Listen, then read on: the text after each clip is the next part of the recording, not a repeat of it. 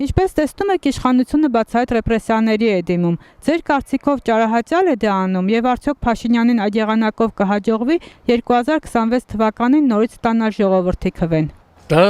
ոչ թե նորից ընտրվի, դա իրան մինուս է գնում։ Քաղբանտարկյալը ինչ արել, որ այդքան տանում ենք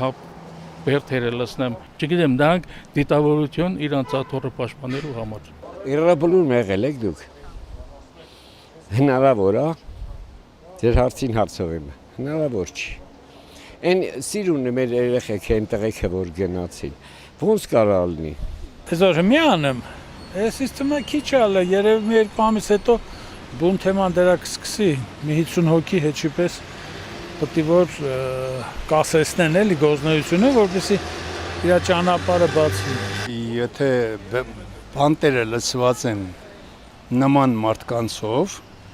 որոնց ինքը դեմ էր նախկինում, որ այդ ձևի բան լինի, չէ, ընդդիմադիրներին կալանավորեն, պետք է լինի ազատ մրցակցություն։ Եվ ով կհաղթի, նա թող հաղթի։ Թոս փչելու, նորից ընտրվելու, պահա, որ ինքը պետք է ուզմանցրի խաղերատարի, որ թադա նորից ընտրվի։ Ճարահատյալ անեմ, որովհետև նախ ընտրական շեմա պետք է շոու անի։ Որ ընտրվի։ Ինա հենց դա մանան, որ ինքը ընտրվի, շատ խոսացող չլի։ Ինա որ թարս մարս խոսում է, նրանց տանում է